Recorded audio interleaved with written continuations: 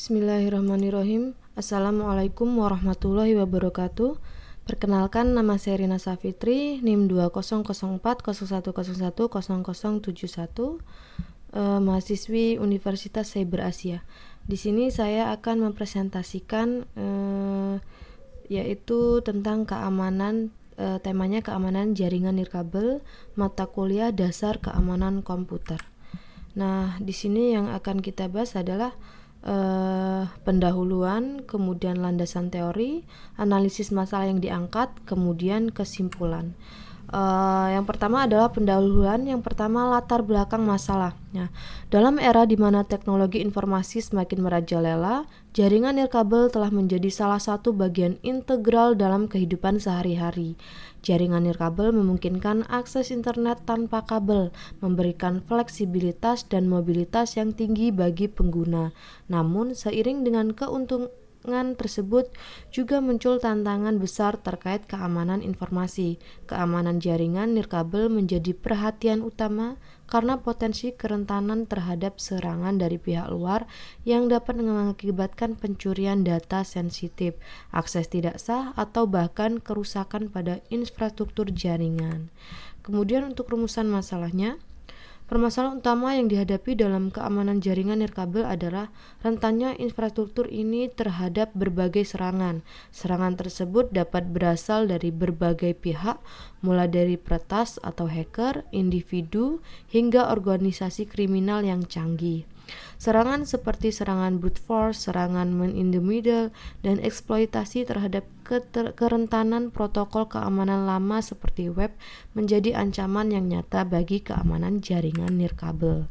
Kemudian tujuan penulisan makalah ini adalah untuk menyelidiki landasan teori keamanan jaringan nirkabel, menganalisis permasalahan yang mungkin muncul, serta mengeksplorasi solusi yang efektif untuk meningkatkan keamanan jaringan nirkabel dengan pemahaman yang lebih mendalam tentang tantangan dan solusi dalam keamanan jaringan nirkabel. Diharapkan dapat membantu organisasi dan individu untuk mengimplementasikan praktik terbaik dalam menjaga keamanan jaringan mereka. Untuk landasan teori di sini yang pertama protokol keamanan. Nah, yang pertama adalah WEP, Wide Equivalent Privacy, adalah salah satu protokol keamanan awal yang digunakan dalam jaringan nirkabel, menggunakan enskripsi kunci 64 bit atau 128 bit untuk melindungi data yang ditransmisikan. Sayangnya web memiliki kerentanan keamanan yang serius dan dapat dengan mudah ditembus oleh serangan pengintaian dan serangan lainnya. Karena kelemahan tersebut, web tidak lagi direkomendasikan untuk penggunaan keamanan yang serius. Kemudian yang kedua adalah WPA, Wi-Fi Protected Access. WPA dirancang untuk menggantikan web dan meningkatkan keamanan jaringan nirkabel menggunakan enskripsi TKIP, Temporal Key Integrity Protocol, untuk mengamankan data yang ditransmisikan. Protokol autentikasi WPA memberikan perlindungan yang lebih kuat terhadap web. WPA memberikan opsi untuk penggunaan Pre-Search Key atau PSK atau autentikasi 802.1x atau EAP untuk mengautentikasi pengguna. Kemudian yang ketiga adalah WPA2, Wi-Fi Protected Access 2. Adalah versi yang lebih kuat dari WPA dan merupakan standar keamanan yang umum digunakan saat ini, menggunakan enskripsi AES yang lebih kuat daripada TKIP yang digunakan dalam WPA. WPA2 ini menggunakan metode Pre-Search Key untuk mengautentikasi pengguna, sementara WPA2 Enterprise menggunakan autentikasi 802.1x atau F. WPA2 memiliki keamanan yang lebih baik daripada WPA dan telah menjadi standar de facto untuk jaringan nirkabel yang aman. Kemudian yang keempat adalah WPA3, yaitu evolusi lebih lanjut dari WPA2, menawarkan keamanan yang lebih tinggi dan fitur tambahan. Memperkenalkan enkripsi individual untuk setiap klien yang terhubung, sehingga meningkatkan keamanan jaringan, menyediakan perlindungan terhadap serangan brute force dan serangan lainnya dengan menggunakan teknologi kunci yang lebih kuat. WPA3 juga menyediakan perlindungan privasi tambahan saat terhubung ke jaringan Wi-Fi publik. Kemudian yang kelima adalah 802 .1x atau Extensible Authentication Protocol. Protokol ini digunakan untuk memberikan metode autentikasi yang kuat untuk jaringan nirkabel, mengharuskan pengguna untuk memberikan kredensial autentikasi sebelum diizinkan untuk terhubung ke jaringan. Nah, dapat digunakan dengan WPA2 dan WPA3 untuk meningkatkan keamanan jaringan. Kemudian enkripsi. Nah, enkripsi adalah proses mengubah data menjadi format yang tidak dapat dimengerti atau diinterpretasikan oleh pihak yang tidak berwenang.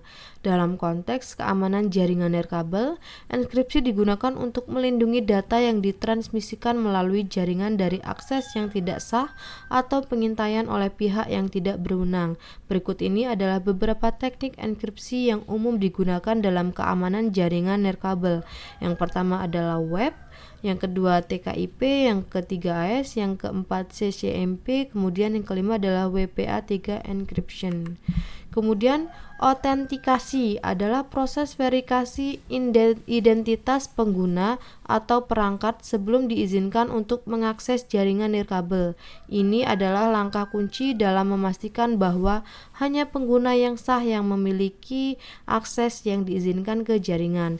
Berikut adalah beberapa metode autentikasi keamanan. Yang pertama adalah Pre-Search Key atau PSK, kemudian yang kedua 802.1x atau app, kemudian MAC address filtering, kemudian ada Captive Particle Authentication, yang kelima Certificate Based Authentication. Kemudian ada firewall, adalah sebuah perangkat lunak atau perangkat keras yang digunakan untuk mengontrol dan memantau lalu lintas jaringan. Ini bertujuan untuk melindungi jaringan dari serangan yang berpotensi merusak atau merugikan. Saat digunakan dalam konteks jaringan nirkabel, firewall berfungsi untuk melindungi jaringan nirkabel dari akses yang tidak sah, serangan malware, dan berbagai ancaman keamanan lainnya. Nah, tipe firewall yang umum digunakan adalah ada 6. Yang pertama firewall perimeter, kemudian firewall host, ada berbasis aplikasi, kemudian firewall stateful, kemudian firewall next generation atau NGFW, kemudian wireless intrusion prevention system atau WIPS. Kemudian analisis masalah yang diangkat. Yang pertama adalah serangan brute force. Salah satu masalah utama dalam keamanan jaringan nirkabel adalah serangan brute force terhadap kata sandi atau kunci enkripsi. Serangan ini melibatkan percobaan masuk berulang-ulang dengan menggunakan berbagai kombinasi kata sandi atau kunci enkripsi hingga berhasil mendapatkan akses yang tidak sah ke jaringan. Serangan ini dapat berhasil jika kata sandi atau kunci enkripsi yang digunakan lemah atau mudah ditebak. Kemudian yang kedua serangan man in the middle atau MITM. Serangan ini adalah serangan di mana penyerang memposisikan dirinya di antara dua pihak yang berkomunikasi dan memata-matai atau bahkan memodifikasi data yang dikirim antara keduanya. Pada jaringan nirkabel, serangan ini dapat dilakukan dengan menangkap dan memanipulasi paket data yang dikirim antara perangkat-perangkat yang terhubung ke jaringan. Kemudian kerentanan pada protokol lama seperti web memiliki kerentanan yang serius terhadap berbagai serangan, termasuk serangan brute force dan serangan penyusupan. Meskipun web telah digantikan oleh protokol yang lebih kuat seperti WPA2, masih ada banyak jaringan nirkabel yang menggunakan web karena kurangnya pemahaman tentang resiko keamanannya. Kemudian ketidakamanan pada konfigurasi default. Banyak perangkat nirkabel dikonfigurasi dengan pengaturan default yang rentan terhadap serangan. Misalnya, beberapa router nirkabel masih menggunakan kata sandi default yang mudah ditebak atau mungkin memiliki fitur keamanan yang dinonaktifkan secara default. Pengguna seringkali tidak menyadari pentingnya untuk mengubah pengaturan default ini, meninggalkan jaringan mereka rentan terhadap serangan. Kemudian keterbatasan penggunaan enkripsi. Meskipun penggunaan enkripsi seperti AES penting untuk melindungi kerahasiaan data yang dikirim melalui jaringan nirkabel, masih ada situasi di mana enkripsi tidak digunakan dengan benar atau sama sekali. Beberapa jaringan nirkabel mungkin menggunakan enkripsi yang lama atau mungkin tidak mengaktifkan enkripsi sama sekali karena alasan kinerja atau kesulitan konfigurasi. Kemudian ancaman insider, tidak hanya serangan dari luar tetapi juga serangan dari dalam. Inside merupakan masalah yang perlu diperhatikan dalam keamanan jaringan nirkabel. Karyawan atau individu yang memiliki akses ke jaringan nirkabel dapat secara sengaja atau tidak sengaja membocorkan informasi sensitif atau melakukan serangan terhadap jaringan. Nah, kesimpulannya, keamanan jaringan nirkabel merupakan aspek yang sangat penting dalam era digital ini, mengingat betapa luasnya penggunaan teknologi nirkabel dalam berbagai lingkungan. Dalam makalah ini telah dibahas berbagai aspek terkait keamanan jaringan nirkabel, mulai dari landasan teori hingga analisis masalah yang mungkin muncul.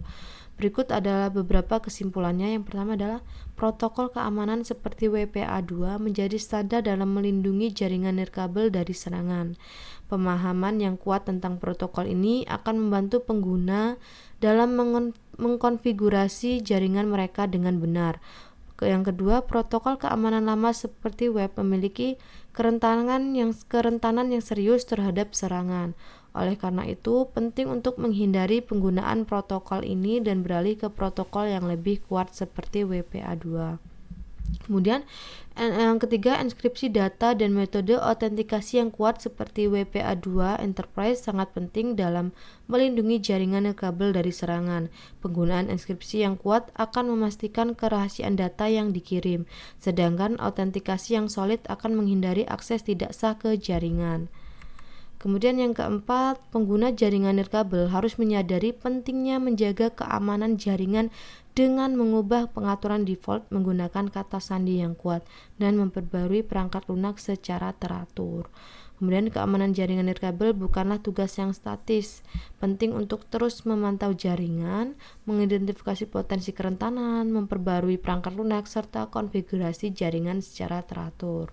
Nah, dengan memahami pentingnya keamanan jaringan nirkabel dan mengadopsi praktik terbaik dalam melindungi jaringan, kita dapat mengurangi risiko serangan dan menjaga keamanan serta integritas data yang ditransmisikan melalui jaringan nirkabel. Dengan demikian, kesadaran dan tindakan proaktif akan menjadi kunci dalam menjaga keamanan jaringan nirkabel di masa mendatang. Terima kasih, mungkin itu saja yang dapat saya jelaskan. Mudah-mudahan dapat memenuhi ujian akhir semester saya dan bisa mendapatkan nilai yang maksimal. Saya akhiri, wassalamualaikum warahmatullahi wabarakatuh.